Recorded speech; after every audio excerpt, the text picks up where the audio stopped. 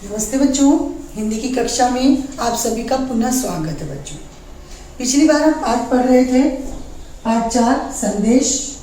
लेखिका इसकी है पुष्पा अशोक कुमार दुबे जी। बच्चों, हमने पढ़ा उसमें कि गुरुजी और उनके बीच, बच्चों के बीच, जो कक्षा के जो और विद्यार्थी हैं उनके बीच वार्तालाप हो रहा है। और किस बात को लेकर के हो रहा है? संदेश अर्थात मैसेज।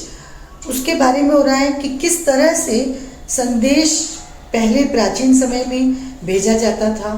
तो डाकिया डाक लेकर के जाता था और इसमें काफ़ी दिन लग जाते थे। लेकिन अब संदेश का पहुंचाने का और आने का जो संदेश का प्रारूप है वो बदल चुका है। और अब हम किसके द्वारा, कि हम अब देखते हैं कि हम हमेशा क्या करते हैं, मैसेज मोबाइल के द्वारा करते हैं। तो तुरंत मिनटों में, सेकंडों में बातें वहाँ दूसरे व्यक्ति तक पहुँच जाती हैं। बच्चों, उसी तरह से पत्र लेखन के भी प्रकार हैं, ये भी बताएं इसमें कि पत्र लेखन कितने प्रकार के होते हैं। उसके बारे में भी लेखिका ने बहुत अच्छे तरीके से सरल वार्तालाप के द्वारा आपको बताया है कि यहाँ पर बच्चों से वार्तालाप में बीच बीच में ही पता लग जाता है कि पत्र के प्रकार क्या हैं। पदोन्नति पत्र किसी के यहाँ आया है, किसी के यहाँ नियुक्ति पत्र आया है और किसी के यहाँ निमंत्रण पत्र आया है। तो बच्चों, इसी तरह से ये वार्तालाप आगे बढ़ाते हैं हम। चलिए अपनी पुस्तक की तरफ चलते हैं।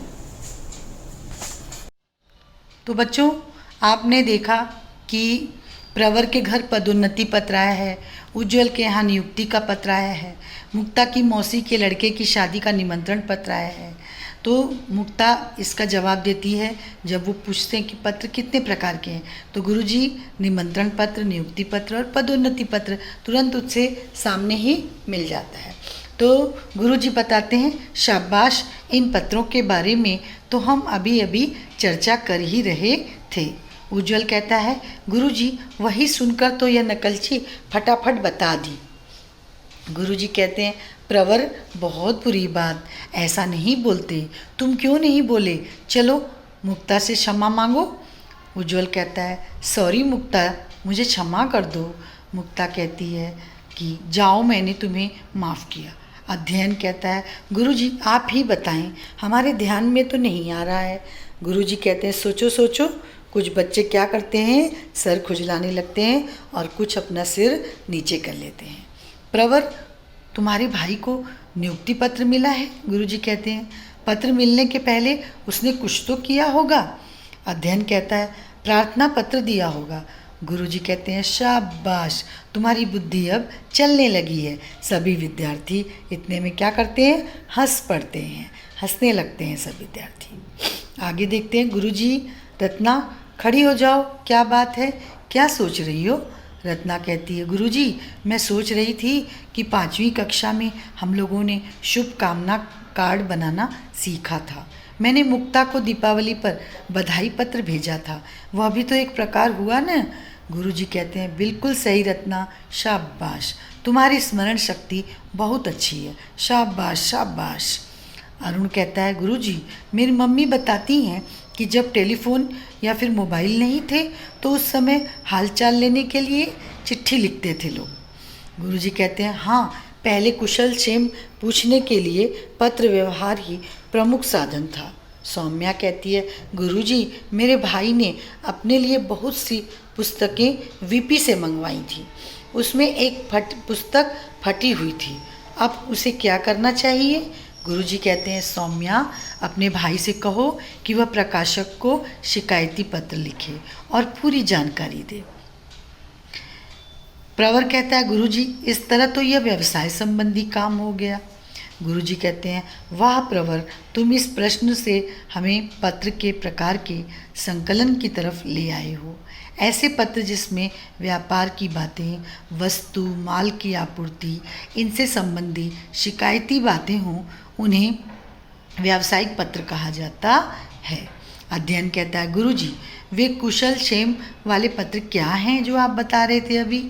गुरुजी कहते हैं, बच्चों ऐसे पत्र जिसमें परिवार की बातें अर्थात पारिवारिक बातें हों, हाल चाल हो, एक दूसरे की हालचाल पूछना जिसमें हो, शुभ कामना किसी को देना है, संदेश देना हो आदि की बातें होती हैं, ऐसे पत्र व्यक्तिगत पत्र कहलाते हैं। तो मुक्ता कहती है गुरुजी फिर तो निमंत्रण पत्र भी एक प्रकार हुआ न? गुरुजी कहते हैं हाँ, जन्मदिन, विवाह, शुभ कार्य आदि के लिए जब हम अपने मित्रों संबंधियों को पत्र देकर बुलाते हैं तो इसे निमंत्रण पत्र कहा जाता है। प्रवर कहता है गुरुजी मेरे भाई ने प्रार्थना पत्र भेजा था, उसका कौन सा प्रकार हुआ?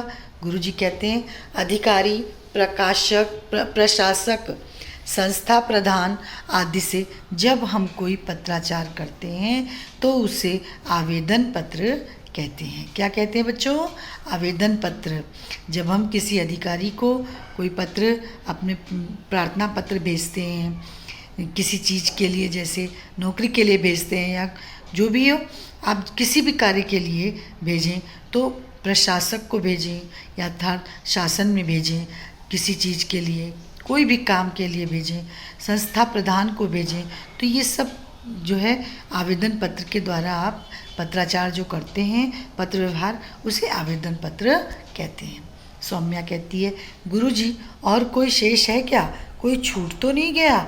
गुरुजी कहते हैं हाँ सौम्या, राज्य शासन, केंद्रीय शासन के शासकीय कार्यालयीन पत्रों को सरकारी पत्र कहते हैं। अच्छा, अब बताओ हमने कितने प्रकार के पत्रों के बारे में जानकारी प्राप्त की? सभी एक साथ बोल पड़ते हैं व्यक्तिगत पत्र, निमंत्रण पत्र, आवेदन पत्र, सरकारी पत्र, व्यावसायिक पत्र। गुरुजी कहते हैं शाबाश, लेकिन अब इन पत्रों के नए रूप भी आ गए हैं। इन नए पत्रों के नाम कौन बताएगा? सब सोचने लगते हैं, कोई उत्तर नहीं देता, सब शांत हो जाते हैं। गुरुजी कहते हैं अरे भाई, SMS, ईमेल, फैक्स तो हम अक्सर ही करते हैं। चलो आज हमने सब पत्रों के प्रकार के बारे में जाने। अब तुम भी पत्रों के प्रारूप और इसके अंगों के बारे में जानकारी संकलित करना। अगली बार हम इसकी जानकारी पढ़ेंगे। सभी बच्चे एक साथ बोलते हैं धन्यवाद गुरुजी। तो बच्चों, इस तरह से आपको पता लग रहा है कि SMS, ईमेल जो आज के समय का है, वो जो है इस समय आप लोगों को पत्र के ये भी एक प्रकार हैं। SMS, ईमेल, फैक्स, ये सब तुरंत, त्वरित गति से ये सब बहुत जल्दी जाते हैं और ये पल भर में मैंने बताया आपको कि पहुंच जाता है। इसके द्वारा संदेश बहुत जल्दी पहुंच जाता है। तो बच्चों, आप सभी को समझ में आया कि संदेश और पत्र के प्रकार, कितने प्रकार के पत्र होते हैं। आज के लिए इतना ही बच्चों, धन्यवाद बच्चों।